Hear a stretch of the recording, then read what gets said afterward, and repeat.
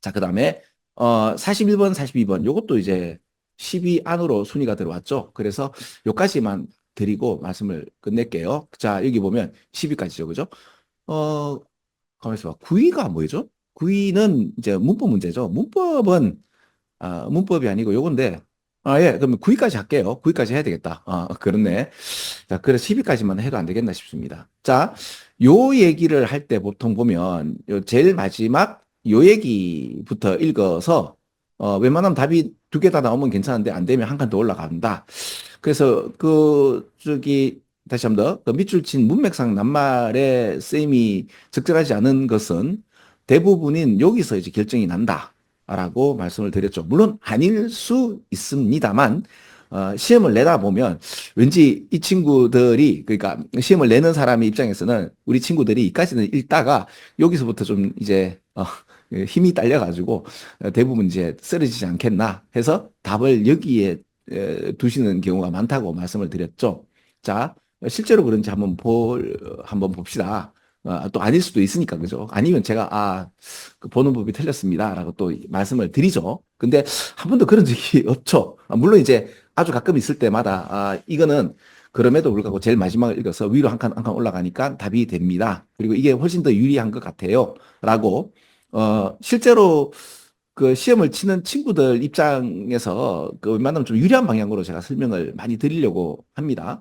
자, 요게 procrastinate에서 procrastinate라고 합니다. 뜻이 뭔가 하면 이제 미루다, 프로프라는 이야기보다 좀 더 격조 있는 이야기죠. 그럼 procrastinator 하면 이제 요게 미루는 사람이죠. 의 어떤 시뮬레이터에서 내가 왜 미루느냐? 이게 시뮬레이션 그 한번 돌려봐야 되잖아요. 그죠? 근데 이 시뮬레이터는 사실은 왜 미룰까요? 그러니까 이 시뮬레이터를 잘 못하기 때문에 미루는 거 아니에요, 그죠? 그게 상당히 약하다는 게 일단 내공이 있는 친구들은 괜찮을 거예요. 내공이 없다 하더라도 이게 뭐가 나오는가 하면 이게 답이죠. 이렇게 4번의 D에 대한 답을 이렇게 얘기하죠, 그죠? 내가 지금 초이스는 이 미루는 사람은 미루는 초이스를 하겠죠. 왜? 그들의 초이스니까. 그 미루는 초이스를 하는 데에 대한 그 책임져야 될 결과. 컨세퀀스 하면 이게 리줄트나 뭐 어떤 코젠 이펙트의 그런 어떤 결과하고 다르게 책임성, 도덕적 책임성까지 있는 것이 컨세퀀스예요. 그죠? 그래서 그 선택에 대한 책임성을 고려하는 데 상당히 힘이 듭니다. 그러니까 이 뒷감당이 잘 안 된다는 얘기죠. 그 말은 약하다는 얘기예요. 그죠? 기본적으로. 좀 그렇다는 얘기가 직관적으로 나오죠.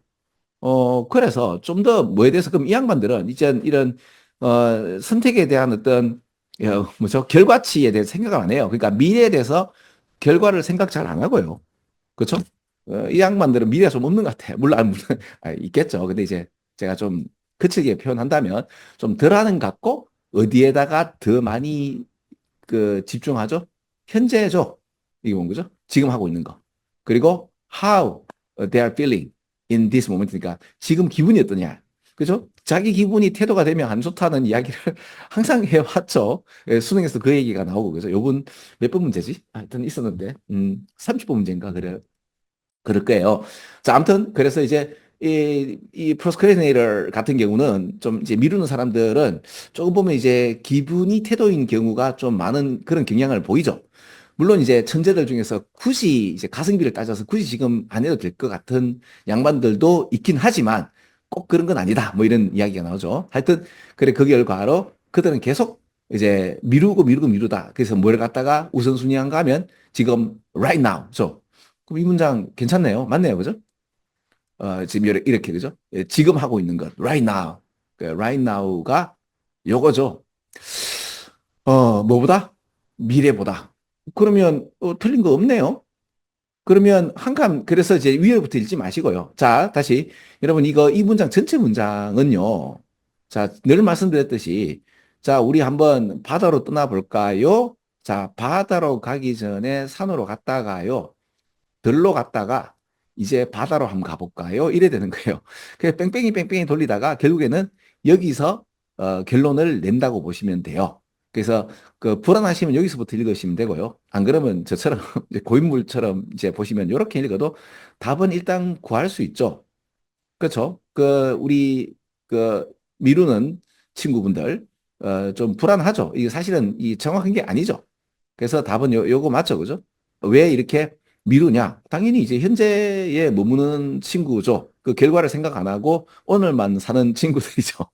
기분이 중요한 분들이죠. 라고 지금 이야기가 나오는 거죠. 그래서 위크하다, 즉 임퍼펙트하다가 되는 거고. 그럼 이분들은 아까 그럼 이제 내용이 이해가 된단 말이에요. 그럼 이제 스트레스 어떤 그러니까 이 미루는 데 있어서의 원인이 되어지는 스트레스를 갖다가 언더에스티메이트 하죠. 오버에스티메이트 하면 미룰 수가 없는 거죠. 그죠? 그래서 어떻게 해요? 지금 이렇게 보고 내용 파악을 하고 나니까 10번이 답이 아닐까? 웬만하면 답인데 읽어보니까 답이 되어 버렸죠. 그렇죠? 근데 읽어서 답이 아니네. 아, 참 어려운 문제구나라고 하고 위로 가셔서 하나씩 하나씩 확인하시면 됩니다. 근데 3번이 답이 되어 버렸죠. 자, 어떻습니까? 상당히 좀 쉽게 풀릴 수 있죠.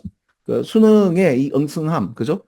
이런 형식에서는 출제자가 이렇게밖에 웬만하면 한 95%는 이렇게 낼 수밖에 없는 구조다. 계속 강조드리고 그걸 이용해서 좀 쉽게 푸는 방식. 그리고 또 어렵게 이야기 내온 것들을 사실 이건데 왜 이렇게 표현하는지 모르겠다. 그러면서 좀 쉽게 제가 설명드리죠. 자, 예, 수업 끝.